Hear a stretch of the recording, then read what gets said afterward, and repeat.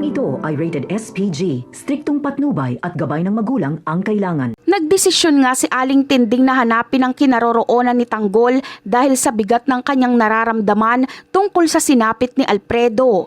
Gusto niyang ipaalam kay Tanggol ang katotohanan na si Miguelito ang tunay na pumaslang kay Alfredo upang malinis ang pangalan ng mga inosente.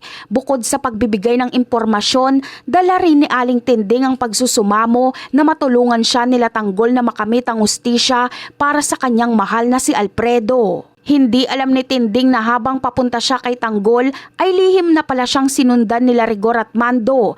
Kanina pa sila minaman-manan ng dalawang pulis upang malaman kung nasaan ang pinagtataguan ng grupo nila Tanggol. Nang makumpirma ni Rigor ang eksaktong lokasyon, agad siyang nagplano ng isang malakihang pagsalakay. Inutusan niya si Mando na tumawag agad ng mga backup dahil naniniwala si Rigor na ito na ang pinakamagandang pagkakataon para tapusin ang kanyang mga kaaway. Ganon pa man, hindi naging madali para kay Mando ang utos ng kanyang nakakataas dahil nag-aalala siya sa kaligtasan nila Aling Tinding. Sinubukan niyang tutulan ang plano ni Rigor dahil natatakot siya na baka madamay ang mga matatanda sa gulo at palitan ng putok. Para kay Mando, hindi kakayanin ng kanyang konsensya kung may mangyayaring masama sa mga taong wala namang kinalaman sa alitan nila Rigor at Tanggol. Ngunit sa halip na makinig, lalong nagalit si Rigor sa mga sinabi ni Mando tungkol sa kaligtasan nila Aling Tinding.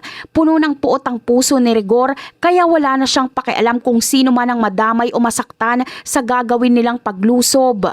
Para sa kanya, ang mahalaga lamang ay mapabagsak sila Tanggol kahit pa ang ibig sabihin nito ay malagay sa panganib ang buhay ng mga inosenteng tao na nandoon sa lugar. Sa huli, nanaigang bagsik ni Rigor at ng kanyang mga kagustuhang makapaghiganti sa grupo ni Tanggol. Dahil sa utos niyang magtawag ng maraming backup, naging malinaw na isang madugong engkwentro ang nakatakdang mangyari sa pinagtataguan nila Tanggol. Habang umaasa si Aling Tinding ng tulong at katarungan, hindi niya namamalayan na dala-dala rin niya ang panganib na maaaring maging sanhi ng kapahamakan ng lahat ng mga naroroon. At yan ang aabangan natin. Bye!